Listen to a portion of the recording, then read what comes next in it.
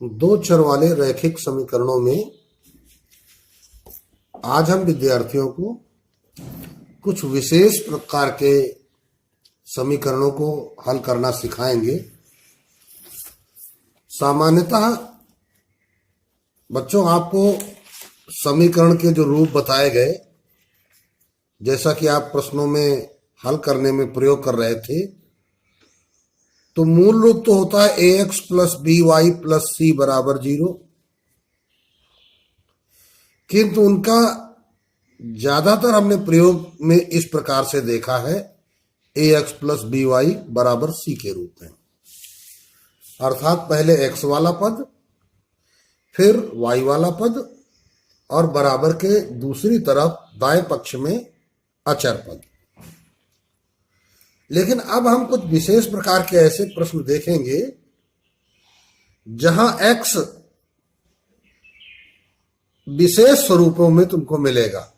जैसे यहां इस प्रश्न में 2/x, अर्थात जो x यहां पर अंश रूप में था वह x यहां पर हर रूप में आ गया है। तो ऐसे प्रश्नों को हल करने के दो तरीके होते हैं। या तो हम उन्हें दो चर वाले रैखिक समीकरण युग्म में बदलकर समीकरण हल करें, यानी ऐसे समीकरणों में परिवर्तित कर लें, और या फिर हम इनको सीधे सीधे हल करें। हालांकि ऐसे कुछ प्रश्न जब आप सीधे सीधे हल करते हैं तो उनके हल लंबे होते हैं और गलती की संभावना अधिक हो जाती है। इसलिए ऐसे प्रश्नों को युग्म में बदलकर, समीकरण युग्म में बदलकर हल करना ज्यादा अधिक अच्छा होता है। तो क्या करना पड़ेगा इसके लिए बच्चे ध्यान दें।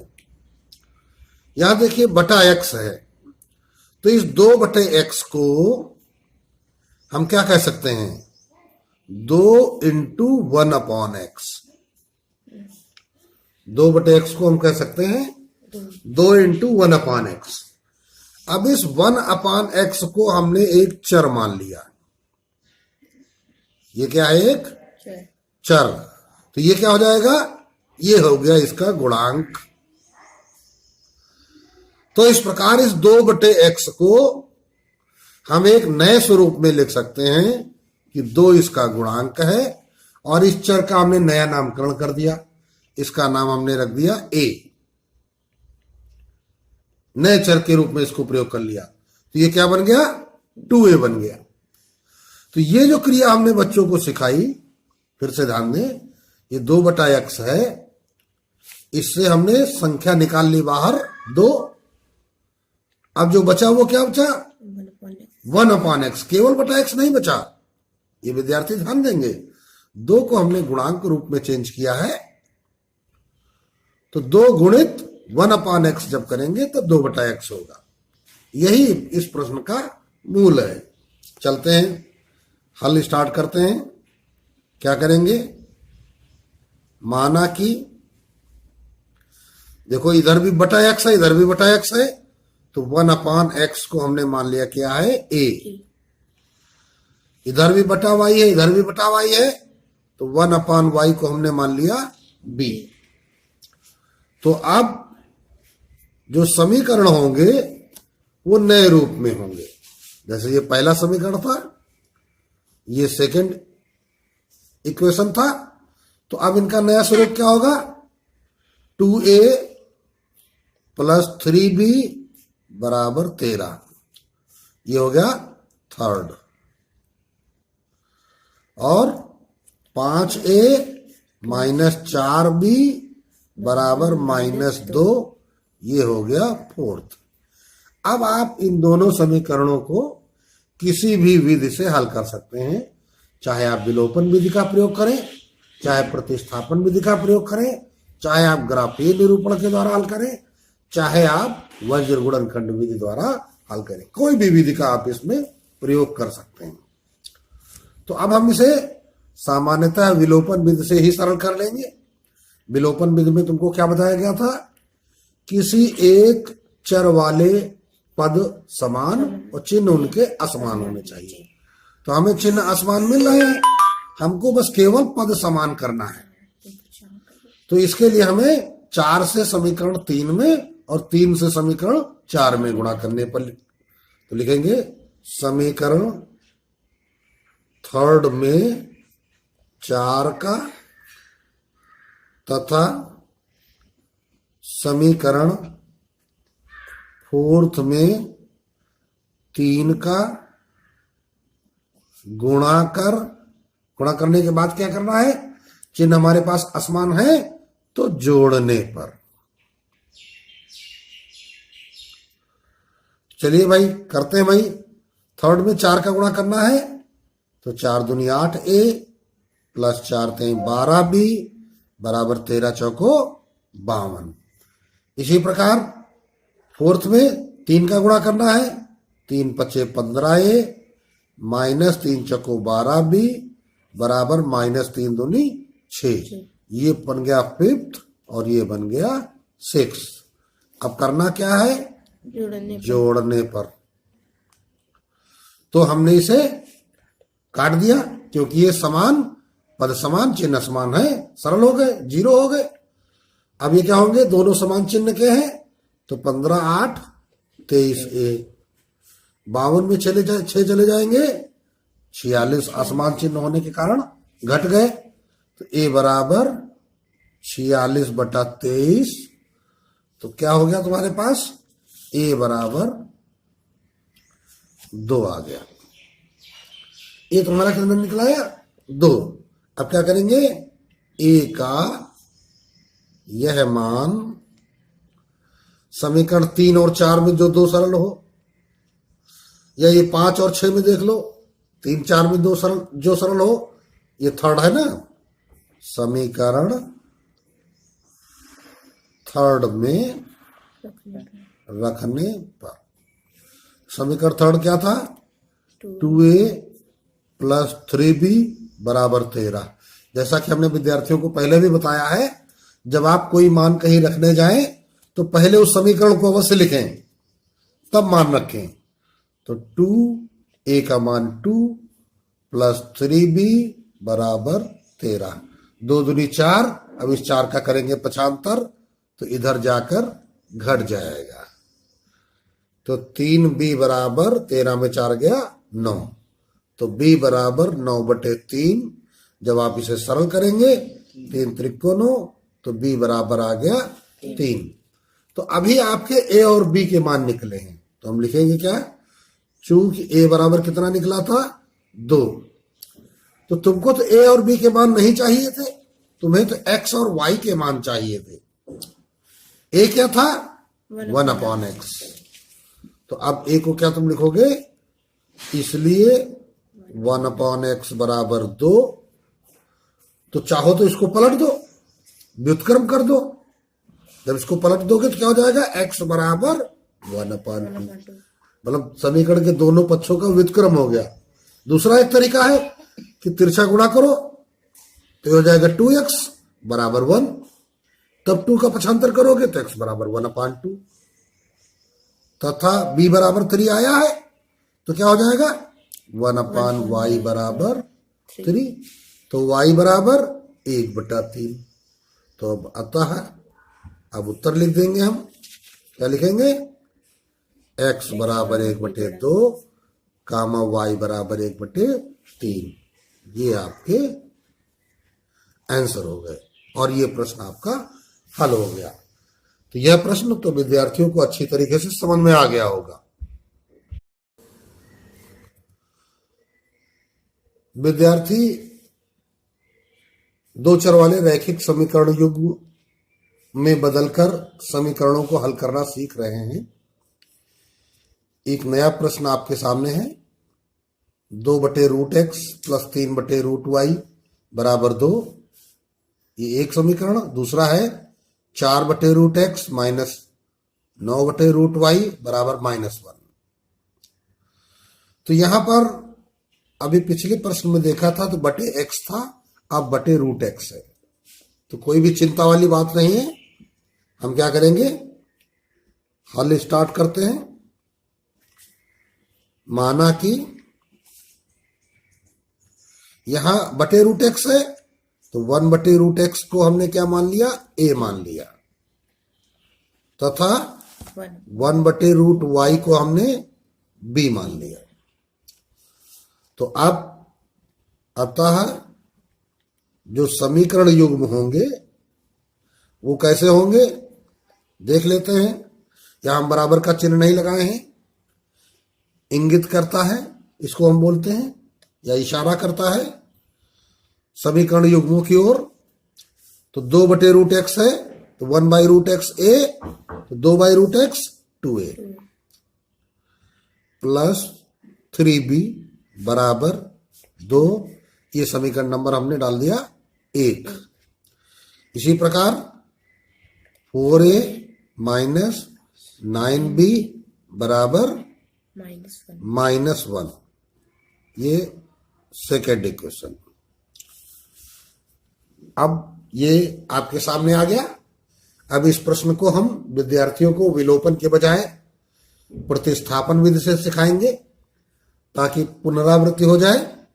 तो क्या करते हैं, समीकरण फर्स्ट से a का मान ज्ञात करने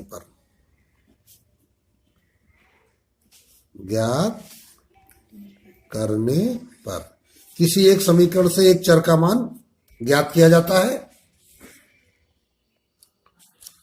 तो देखते हैं भाई, समीकरण फर्स्ट क्या था, 2a प्लस 3b बराबर 2।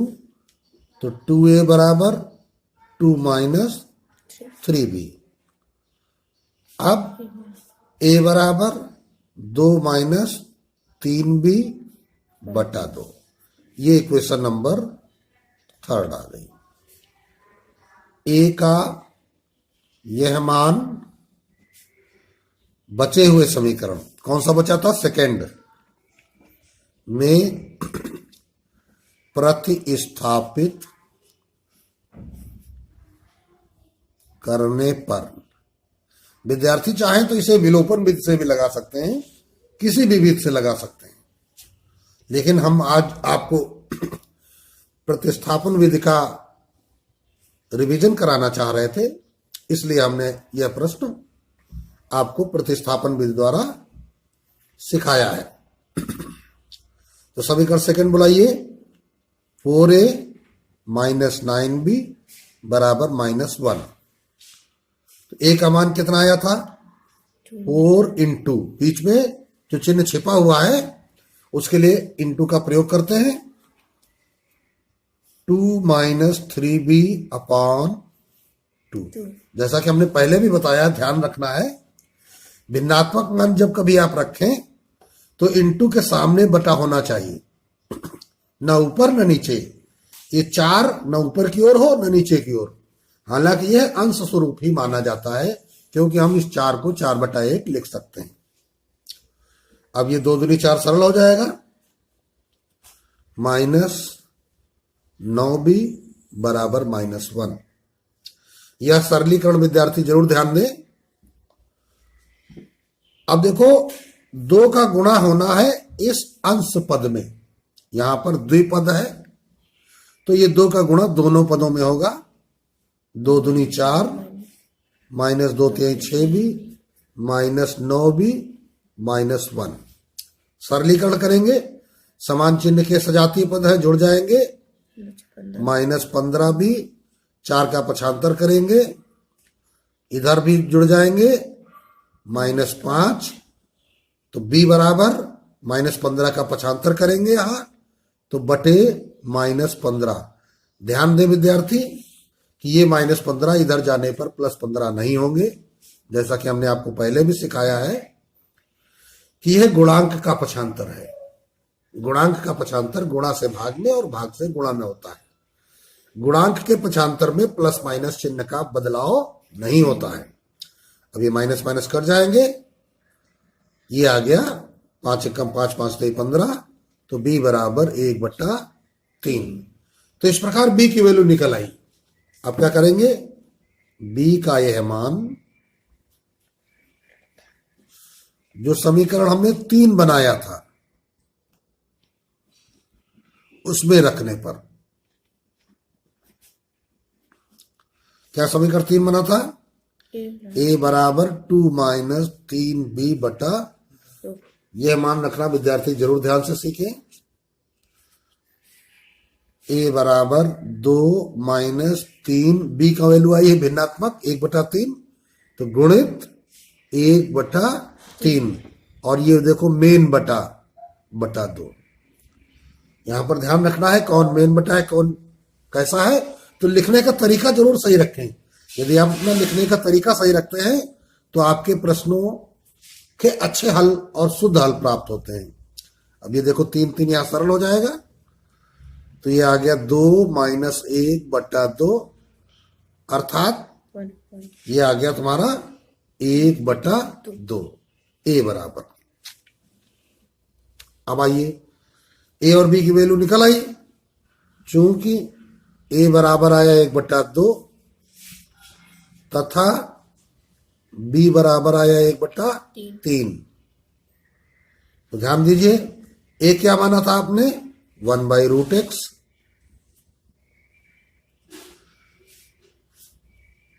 तथा बी आपने क्या माना था 1/√y बराबर 1/3।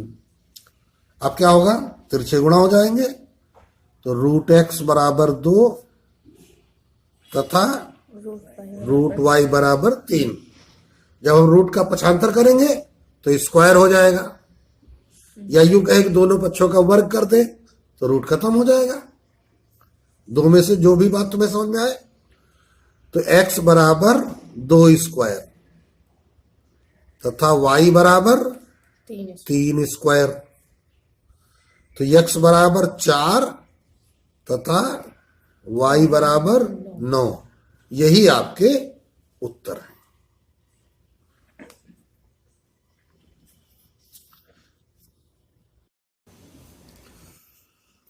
अब विद्यार्थी एक नया प्रश्न देखेंगे।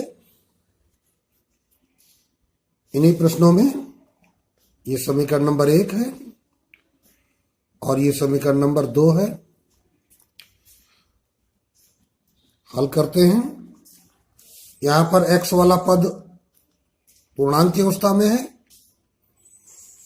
और y यहां हर रूप में है, तो कोई दिक्कत नहीं है, इसको सीधे सीधे हल करना सीखेंगे। जब इसे विलोपन विधि में आपको हल करना हो तो आपको क्या करना है, पद समान करने हैं और चिन्ह असमान करने हैं। तो 7 का गुणा समीकरण में 1 में करेंगे और 3 का गुणा समीकरण 2 में करेंगे। तो लिखेंगे क्या हम, समीकरण फर्स्ट में 7 का गुणा तथा सेकंड में 3 का गुणा कर जोड़ने पर। तो पहले 7 का गुणा करना है, 14x माइनस 21/y बराबर 63, थर्ड इक्वेशन। फिर 3 का गुणा करना है इसमें, 9x माइनस प्लस 21/y बराबर 3 दूनी 6, ये फोर्थ इक्वेशन। करना क्या था, जोड़ने पर। हालांकि हमने जब यहां लिख दिया है तो इसको यहां लिखने की विशेष जरूरत नहीं है।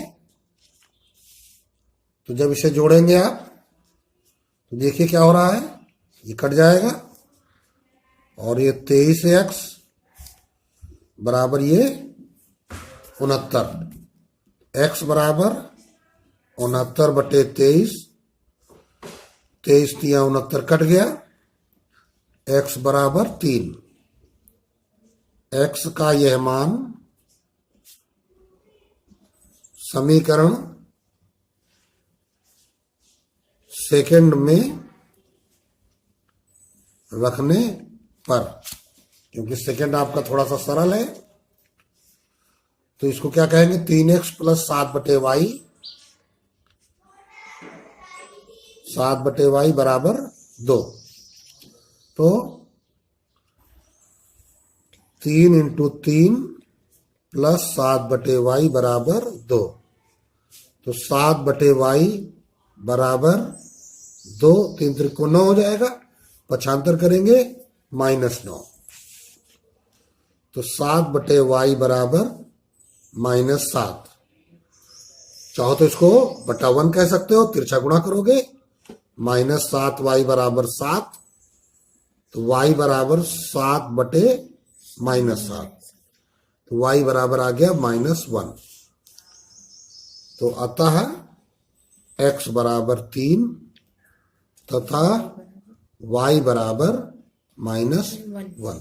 यह आपके आंसर प्राप्त हो गए। इसी प्रकार यह अगला प्रश्न विद्यार्थियों के सामने है। ये क्वेश्चन नंबर 1 और ये 2। इसमें ध्यान देना है, यहां हर रूप में x-1 है, यहां भी x-1 है, ये y-2 है, ये भी y-2 है। अतः जब हम इसे समीकरण युग्म में बदलेंगे तो फिर हमें करना क्या पड़ेगा, इस बटे x-1 को नया नाम देना पड़ेगा। तो माना कि 1/x-1 बराबर a तथा 1/y-2 बराबर b। अब आप समीकरणों को समानित करिए। अतः आपके जो समीकरण युग्म हैं वो क्या बन जाएंगे, 5a प्लस 1b, तो 1 लिखने की आवश्यकता नहीं होती है, बराबर 2, 6a माइनस 3b बराबर 1।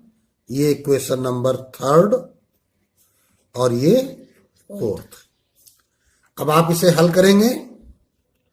जब आप इसे हल करेंगे तो हल करने के बाद आप चाहे जिस विधि से इसे हल करें तो फिर आपके a और b के मान प्राप्त होंगे। a बराबर 1/3 तथा b बराबर 1/3। जब आप हल करेंगे तो ये मान प्राप्त होंगे। तो अब हमें क्या करना होगा, a क्या है, 1/x-1, 1/x-1 बराबर 1/3 तथा b क्या है, 1/y-2 बराबर 1/3। अब आपको इन्हें सरल करना है क्योंकि आपको x का मान ज्ञात करना है। तिरछा गुणा करेंगे, x-1 बराबर 3 तथा y-2 बराबर 3। तो x बराबर 3 + 1, y बराबर 3 + 2। तो x बराबर हो गया 4 और y बराबर हो गया 5। आप आंसर लिख देंगे। अतः x बराबर 4, y बराबर 5। ये आपका आंसर प्राप्त हो गया और यह प्रश्न आपका कंप्लीट हो गया।